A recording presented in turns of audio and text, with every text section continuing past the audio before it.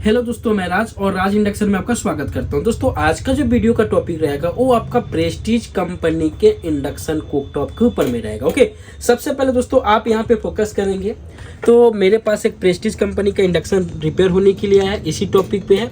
इसमें प्रॉब्लम क्या हो रहा है, तो इसमें जो प्रॉब्लम आ रहा है ये डिस्प्ले में E1 का एरर कोड आ रहा है। क्या आ रहा है दोस्तों? E1 का एरर कोड आ रहा है। अगर इसमें E1 का एरर कोड आएगा तो मेटल को सेंस नहीं करेगा, ओके, डिटेक्ट नहीं करेगा। तो सबसे पहले आपको यहाँ पे मैं फोकस करना चाहता हूँ। ये मेरी सप्लाई हो गई दोस्तों सीरीज में। अभी दोस्तों मैं यहाँ पे देख सकते हैं डॉट डॉट है, इसको ऑन करता हूँ और यहाँ से ऑप्शन देता हूँ तो आप यहाँ पे फोकस कर रहे होंगे, आप यहाँ पे देख रहे होंगे, यहाँ पे क्या आ रहा है E1। ओके, अब इसको हम रिपेयर करते हैं और इसको बताता हूँ मैं कि क्या प्रॉब्लम हो सकता है इसमें। तो सबसे पहले तो ओपन मैं कर लिया हूँ ऑलरेडी पहले से। अभी आप यहाँ पे फोकस करेंगे दोस्तों तो ये इंडक्शन कुकटॉप छोटी आती है, स्मॉल आती है, देखने में भी बहुत खूबसूरत है, ओके, जैसे आपकी हो सकती है। और उसके बाद दोस्तों इसका डिस्प्ले कंट्रोल पैनल है। अभी इसमें देख सकते हैं कि इसका जो कॉइल है ऑलरेडी इसी में बनाया हुआ है, क्योंकि जगह के हिसाब से इसको इस टाइप में बनाया हुआ है। ओके, तो सबसे पहले दोस्तों अब हम बात करेंगे, अपने टॉपिक पे आएंगे। तो यहाँ पे मैं क्या करता हूँ, पहले तो मैं इसको कॉइल को ओपन कर लेता हूँ। सबसे बढ़िया आपको यहाँ पे ईमानदारी के साथ में बताऊँ तो हमको भी पता नहीं है कि इसमें कौन सा सेक्शन का प्रॉब्लम होगा। ओके, क्योंकि मैंने इंडक्शन कुकटॉप का काम तो बहुत किया है, काम करता भी हूँ, लेकिन हर चीज़ के बारे में, एरर कोड के बारे में हमको भी पता नहीं रहता है। तो हम इसको खोजेंगे कैसे? खोजना मतलब इसको हम ढूंढेंगे कैसे? ओके, तो हम सबसे पहले इसको 220 सप्लाई देंगे यहाँ पे। उसके बाद ये पहले E1 आ रहा है, तो हम सबसे पहले क्या करेंगे दोस्तों, इसके ऊपर में मेटल रखेंगे। हमको पता नहीं है, हो सकता है इसमें E1 का नाम से मेटल को सेंस करे, मेटल सेंस नहीं किया, मैं इसको छोड़ देता हूँ। ये मेरा पहला स्टेप हो गया। अभी आपको मल्टीमीटर लेना है, यहाँ पे इसको DC रेंज में रख लो। और आपसे अनुरोध करता हूँ दोस्तों, वीडियो देखने के बाद आप रिपेयरिंग करने की कोशिश करो, लेकिन सावधानी पूर्वक रिपेयरिंग करने की कोशिश करो। अभी दोस्तों मेरा दोस्त और आपका भी दोस्त थोड़ा सा करंट के शॉक लगने से वजह से उनकी स्थिति खराब हो गई है। ओके, तो यहाँ पे मैं आपको बताऊंगा, सबसे पहले यहाँ पे सप्लाई देते हैं दोस्तों। अब उसके बाद दोस्तों एक ग्राउंड हो गया मेरा। ग्राउंड आप कहीं से ले लो, ओके, इसको टच नहीं करना, नहीं तो करंट मारेगा, तो इसको आपको टच नहीं करना है, ग्राउंड कहीं से ले लो। अभी फॉर एग्जांपल के लिए मैंने आपको क्या बताया, इनपुट 5 वोल्ट बन रहे हैं, तभी डिस्प्ले में लाइट आ रहा है, वो क्लियर है। अब उसके बाद आप हाई और लो का चेक करोगे, तो हाई लो चेक करने के लिए मैंने बहुत सारे वीडियो में बता दिया हूँ, फिर भी आपको मैं बता देता हूँ दोस्तों कि यहाँ पे देख सकते हैं कि 2 डायोड होंगे। ओके, एक न्यूट्रल लाइन, एक लाइन से, एक न्यूट्रल से, एक लाइन से, 4007 2 डायोड लगते हैं। उसके बाद दोस्तों ये रेजिस्टेंस लगा हुआ है, आप देख सकते हैं इसमें सिंगल रेजिस्टेंस है। उसके बाद यहाँ पे डिवाइडर बनता है। उसके बाद दोस्तों किसी न किसी पिन पे जाता है वोल्टेज। तो हमने क्या होता है, अधिकतर हम काम करते करते पता हो जाता है कि कितना वोल्टेज होना चाहिए। तो सबसे पहले दोस्तों हम यहाँ पे चेक कर लेते हैं। यहाँ पे एक डायोड हो गया, यहाँ पे DC वोल्टेज कितना आ रहा है, 227, सही है वोल्टेज दोस्तों, 227 डायोड। उसके बाद यहाँ पे रेजिस्टेंस लगा है, यहाँ से लेके यहाँ रेजिस्टेंस लगा हुआ है। यहाँ चेक कर लेते हैं, 2.6 वोल्टेज आ रहा है, ये भी ठीक है। फिर दोस्तों यहाँ से होते हुए यहाँ पे गया, ओके, यहाँ पे भी 2.2 हुआ। यहाँ से होते हुए ट्रैक को आपको चेक करना है कहाँ पे जा रहा है, यहाँ पे गया, तो यहाँ पे भी 2.2 वोल्टेज है।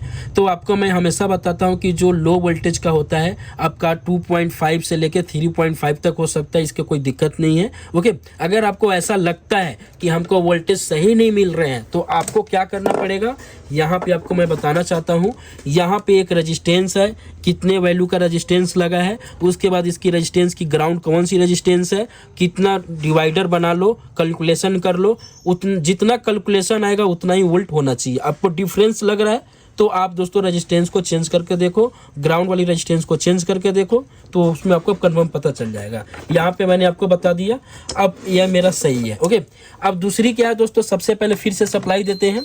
अब दूसरी हम चेक करेंगे यहाँ पे IGBT सेंसर का और कॉइल सेंसर का। तो हम सबसे पहले IGBT सेंसर की वोल्टेज चेक कर लेते हैं कितना होना चाहिए। आपको मैंने बता देता हूँ ऑलरेडी पहले से कि 4 वोल्ट से लेके 4.3 वोल्ट तक होता है। ओके, तो हम चेक कर लेते हैं।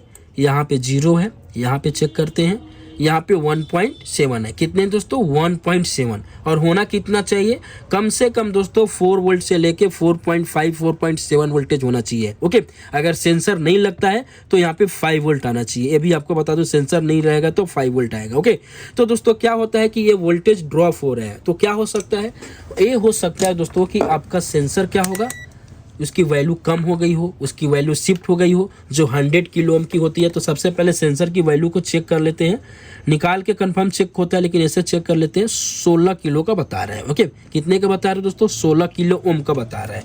तो 16 किलो ओम का नहीं बताना चाहिए। एक बार हम इसको निकाल लेते हैं, चेक कर लेते हैं कि सेंसर हमारा सही है कि नहीं है, क्योंकि लगे में थोड़ा सा दिक्कत हो जाती है।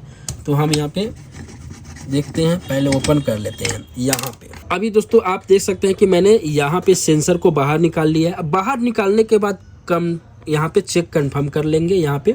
ओके, यहाँ पे देख सकते हैं तो अभी हमारा 67 बता रहा है। ओके, यहाँ पे टेम्परेचर कम है, इसके नाम से कम बता रहा है। अगर 25 डिग्री का टेम्परेचर होता है तो लगभग में समझ लो 100 के आसपास में बताता है, उसकी टॉलरेंस भी होती है। तो यहाँ पे मेरा सेंसर ओके है, तो आपको टेंशन नहीं लेना है कि क्या ख़राब हो सकता है, कोई दिक्कत नहीं है, बनेगा, ऐसा नहीं है कि नहीं बनेगा। फिर से इसको सप्लाई दो, सप्लाई देने के बाद फिर से हम वोल्टेज को चेक कर लेते हैं। यहाँ पे ये मीटर थोड़ा, सॉरी, ऐसा हमारा मीटर थोड़ा बहुत मिस्टेक होता है तो ख़राब नहीं होता है। यहाँ पे अब 2.3 आ गया, अभी भी यहाँ पे वोल्टेज कम आ रहा है। ओके, तो अभी भी वोल्टेज कम आने का कारण क्या है, सबसे पहले हम यहाँ पे देखेंगे यहाँ पे वोल्टेज कम आने का कारण क्या है। एक ट्रैक को चेक करते जाएंगे, यहाँ से यहाँ गए, यहाँ से यहाँ गए, यहाँ से यहाँ आ गया। ओके, और यहाँ से दोस्तों पीएफ लगे हुए हैं। हो सकता है कभी कभी पीएफ क्या होता है दोस्तों, लीकेज हो जाते हैं, इसके नाम से होता है। मैं जो पीएफ लगा हुआ है यहाँ पे, इसको पहले मैं ओपन कर लेता हूँ। मैं ग्राउंड के साथ पीएफ लगे हैं, इसको ओपन कर लेता हूँ।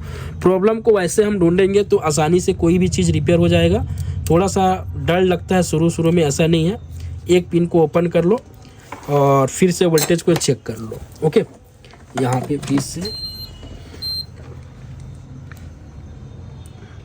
अभी भी दोस्तों वोल्टेज यहाँ पे 2.5 हुआ। ओके, अभी भी वोल्टेज यहाँ पे कम बन रहा है, कम से कम 2 वोल्ट के करीब में कम बन रहा है। अब हम यहाँ पे क्या करेंगे, सबसे पहले आपको यहाँ पे ध्यान देना है। अभी हमको करना क्या है, अब हमको क्या करना है, यहाँ पे आईसी को ओपन कर देते हैं यहाँ पे। ठीक है जी, बेस लगा हुआ है, इसके नाम से मैंने ओपन कर दिया। अगर बेस नहीं लगा रहता तो और भी मैं टेक्निक ट्रैक काट देता या और कुछ कंपोनेंट ओपन कर देता। हमको यहाँ पे 4.5 वोल्ट चाहिए तो चाहिए, किसी भी हाल में, कहीं से भी आपको यहाँ पे चाहिए। अब ये नहीं आ रहा है तो आप 5 वोल्ट सीधे यहाँ पे दे दो, ऐसा भी नहीं करना है, नियम से भी चलना है। पता चला बहुत कि नहीं 4.5 बता दिया सर ने तो हमको वहाँ पे जंपर मार देता हूँ, चालू हो जाएगा, ऐसा नहीं करना है। ओके, फिर से यहाँ पे सप्लाई देना है। अभी बजर का आवाज़ नहीं आएगा क्योंकि इसकी दिमाग को मैंने बाहर निकाल दिया है। अब मैं यहाँ पे चेक कर लेता हूँ, अब 5 वोल्ट आ गया। ओके, अब यहाँ पे क्या आ गया दोस्तों, 5 वोल्ट आ गया। मैंने आपको क्या बताया कि यहाँ पे सेंसर नहीं रहेगा तो 5 वोल्ट आ गया।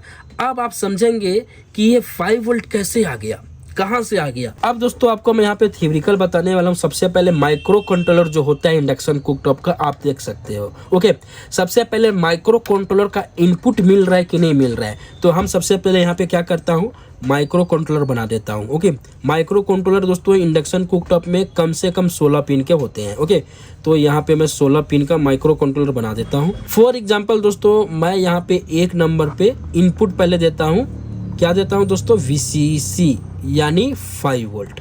ठीक है जी, उसके बाद दोस्तों एक इसको मिलेगा ग्राउंड। ओके, तो दोस्तों आपका माइक्रो कंट्रोलर ऑन हो गया, ये इनपुट इसको मिल गया। अब इंडक्शन कुकटॉप का यहाँ पे इनपुट क्या क्या चीज़ माइक्रो कंट्रोलर सेंस करती है। सबसे पहले दोस्तों यहाँ पे सेंस करती है आपका इंडक्शन कुकटॉप का हाई वोल्टेज और लो वोल्टेज। फॉर एग्जांपल के लिए मैंने यहाँ पे कर देता हूँ, ये 9 नंबर पिन और 10 नंबर पिन को मैं दोस्तों यहाँ पे इसको लिख देता हूँ ए लो यानी लो वोल्टेज, यहाँ पे लो, और इसको दोस्तों हाई। यहाँ पे लो वोल्टेज को सेंस कर रही है और यहाँ पे हाई वोल्टेज को सेंस कर रही है। ओके दोस्तों, ये वोल्टेज दोस्तों क्या होता है, रेजिस्टेंस के माध्यम से आता है। डिवाइडर बन के आता है, तो आप उसको कैलकुलेशन के हिसाब से निकाल सकते हो कि कितना वोल्टेज यहाँ पे आना चाहिए, उतना ही वोल्टेज यहाँ पे मिलेगा। ये क्लियर हो गया दोस्तों, लो और हाई का हो गया क्लियर। ये इनपुट ले लिया। कोई इंडक्शन कुकटॉप में दोस्तों फॉर एग्जांपल के लिए ये 9 नंबर पिन दोस्तों मेरा है यहाँ पे, इसी में दोस्तों लो और हाई रहता है, यानी कुल मिला के दोस्तों वो क्या करती है 50 हर्ट्ज की जो फ्रिक्वेंसी होती है उसी को सेंस करती है, जो मैं आपको कभी प्रैक्टिकली बता दूंगा। उसके बाद दोस्तों मैं यहाँ पे क्या करता हूँ, 8 नंबर पिन पे क्या लगा देता हूं दोस्तों, यहाँ पे आपका IGBT सेंसर का, जैसे IGBT सेंसर आप देखते हो यहाँ का वोल्टेज सेंस कर लेता है। कितने नंबर पिन दोस्तों, 8 नंबर पिन। ओके, यहाँ पे ये दोस्तों जो भी इनपुट होता है माइक्रो कंट्रोलर, फॉर एग्जांपल के लिए इनपुट क्या लेती है दोस्तों, इनपुट लेती है दोस्तों आपका एनालॉग। एनालॉग क्या होता है दोस्तों, 1 2 3 4 5 वोल्ट तक चल रही है तो 5 वोल्ट ले सकते हैं, 0 से लेके 5 वोल्ट तक बीच में लेती है इनपुट। ओके, आउटपुट क्या देगी दोस्तों, आउटपुट देगी फॉर एग्जांपल के लिए ये 0 देगी, नहीं तो दोस्तों 5 देगी। अगर ये माइक्रो कंट्रोलर 5 से चल रहा है तो 5 देगी, नहीं तो 0 देगी। इसको बोलते हैं हम डिजिटल सिग्नल। ओके, यहाँ पे तो इस टाइप में आपका माइक्रो कंट्रोलर काम करती है। अब मैंने IGBT सेंसर एनालॉग होता है, तो एनालॉग सेंसर यहाँ पे मान लो फॉर एग्जांपल के लिए यहाँ पे सेंस कर लिया 3.7 वोल्ट, ये आ रहा है कि नहीं आ रहा है। क्वाइल सेंसर को भी यहाँ पे सेंस कर लिया, यहाँ पे 4.6 वोल्ट, ये आ रहा है कि नहीं आ रहा है। उसके बाद दोस्तों क्वाइल का इनपुट और क्वाइल का आउटपुट को भी यहाँ पे सेंस कर लिया, यहाँ पे 2 वोल्ट आ रहा है कि नहीं आ रहा है, 1.5 वोल्ट आ रहा है कि नहीं आ रहा है। ये सभी चीज़ों को सेंस करने के बाद आउटपुट यहाँ पे देती है। आउटपुट फॉर एग्जाम्पल ये आपका आउटपुट निकलता है किसके लिए, IGBT के लिए। तो सबसे पहले यहाँ से निकलेगा एक सिग्नल, तो कहाँ जाएगा दोस्तों, ये आपका ड्राइव में जाएगा। मैं यहाँ पे ड्राइव बना देता हूँ। ओके, यहाँ पे जाएगा ड्राइव में, फिर ड्राइव को यहाँ पे चालू करने के लिए 18 वोल्ट आएगा, फिर यहाँ से निकल के आपका किसके लिए जाएगा, IGBT के लिए जाएगा। ओके, उसके बाद दोस्तों आपने डिस्प्ले कंट्रोल से डेटा इनपुट करते हैं, उसके बाद ही दोस्तों आउट करती है। ओके, तो माइक्रो कंट्रोलर का ये हो गया। तो नियम क्या होता है दोस्तों, कभी भी आपके पास बनने आता है तो आप कंफ्यूज हो जाते हो कि हम कैसे एरर कोड को निकालें। आपका अभ्यास कम रहता है, आप लगते हो परेशान करने, आप लगते हो किसी से पूछने। कोशिश पहले कैसे किया जाता है आपको यहाँ पे बताऊंगा। अभी दोस्तों आपने यहाँ पे फोकस किया कि मैंने यहाँ पे IC निकाल दिया, IC निकालने पे यहाँ पे वोल्टेज आ गया। अब हम क्या करेंगे, सबसे पहले जो मेरा IGBT सेंसर था उस सेंसर को लगा देते हैं। ओके, और सेंसर लगाने के बाद दोस्तों मैं क्या करूँगा, IC दूसरा लगा के एक बार आपको बता रहा हूँ कि हमारा इंडक्शन कुकटॉप सही हुआ कि नहीं हुआ। अब दोस्तों यहाँ पे देख सकते हैं कि मैंने IGBT सेंसर लगा दिया। ओके जी, अब सेंसर लगाने के बाद में मैंने IC को अभी नहीं लगाया हुआ है, अभी IC मैं लगाऊंगा। थोड़ा सा फिर से मैं वोल्टेज को चेक कर लेता हूं। तो दोस्तों यहाँ पे आप देखेंगे सबसे पहले मैंने सेंसर लगाया। सेंसर लगाने के बाद दोस्तों यहाँ पे देख सकते हैं वोल्टेज यहाँ पे 3.4 वोल्ट के करीब में आ रही है। मैंने आपको क्या बताया, 4 वोल्ट से लेके 4.7 के बीच में होना चाहिए। अगर सेंसर निकाल दोगे तो यहाँ पे राइट 5 वोल्ट बनना चाहिए। ओके, तो हमने दोस्तों यहाँ पे लगा दिया सेंसर, वोल्टेज भी आ गया। लेकिन अभी बात हो गई माइक्रो कंट्रोलर की। तो सबसे पहले दोस्तों आप यहाँ पे फोकस करेंगे इसके माइक्रो कंट्रोलर के ऊपर में, जहाँ पे यहाँ पे डिजिट रहता है, जहाँ पे इसका ऊपर में नंबर लिखा रहता है, उस नंबर के हिसाब से हम पहचानते हैं। लेकिन यहाँ पे दोस्तों इसका कोई नाम निशान नहीं है। ओके, तो दोस्तों हम इसके बैक साइड से जाएंगे तो यहाँ पे कोड लिखा हुआ है। ओके, यहाँ पे देख सकते हैं तो कोड लिखा हुआ है। अगर मैं आपको जूम करके दिखाऊं, ये कोड के हिसाब से दोस्तों हम पता कर यहाँ पे देख सकते हैं, पता कर सकते हैं। ओके, लेकिन दोस्तों मान लो कि आप मार्केट में जाते हो इस IC को लो के और किसी भी इलेक्ट्रॉनिक शॉप पे जाओगे, आप बोलोगे कि ये IC दे दो, तो आपको नहीं दे पाएगा, ना आपको बता पाएगा क्या है कैसा है। ओके, क्योंकि IC क्या होती है दोस्तों, माइक्रो कंट्रोलर प्रोग्रामिंग IC है, मार्केट में अवेलेबल नहीं होती है। लेकिन दोस्तों मेरे पास में देख सकते हैं तो ये IC मेरे पास सेम कंपनी का नहीं है। जो इंडक्शन कुकटॉप का PCB आता है लोकल वाली, उस टाइप का मेरे पास में उसी से निकला हुआ IC है, उसी को निकाल के मैं रखा हूँ। अब इसमें देखता हूँ लगाने के बाद काम कर रहा है कि नहीं कर रहा है सबसे पहले। ओके, क्योंकि यहाँ पे अभी फिलहाल IC तो दूसरा नहीं मिला, यहाँ पे देख लेता हूँ काम कर रहा है कि नहीं कर रहा है। तो सबसे पहले ये बेस पहले से यहाँ पे लगा हुआ है तो आसान हो रहा है। अब दोस्तों मैंने यहाँ पे देख सकते हैं IC लगा दिया। IC लगाने के बाद दोस्तों अभी मैं यहाँ पे सप्लाई देता हूँ। अभी थोड़ा सा बजर का आवाज़ आ गया, इसका मतलब IC मेरा लग रहा है मैच कर जाएगा। ओके, अब फिर से इम्पोर्टेंट क्या है, सबसे पहले वोल्टेज चेक करना है।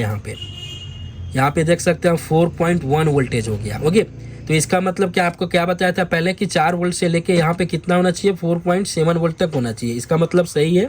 हाई वोल्टेज और लो वोल्टेज का भी देख लेते हैं दोस्तों, डिफरेंस तो नहीं है। डिफरेंस पहले 2.2 था, यहाँ पे अब 2.7 हो गया। ओके, उसके बाद कॉइल का इनपुट और कॉइल का आउटपुट का भी देख लेते हैं। यहाँ पे 0.8 वोल्ट आ रहा है, 0.8 वोल्ट ना। फिर यहाँ पे चेक करते हैं, यहाँ पे 1 वोल्ट आ रहा है लगभग में दोस्तों। आप देख सकते हैं कि हमारा आईसी मैच तो कर लिया, डिस्प्ले लगाने के बाद मैच कर रहा है कि नहीं कर रहा है, और इसकी जो ऑन ऑफ वगैरह है सही से वर्किंग कर रहा है कि नहीं कर रहा है। पता चला कि अलग अलग वर्किंग कर रहा है। ओके, तो हम सबसे पहले क्या करते हैं, इसको सप्लाई देते हैं। वाह, मैच तो लग रहा है कर लिया। यहाँ से तीर और यहाँ पे, अब यहाँ पे देख सकते हैं P1 आ गया, इसका मतलब पावर आ गया।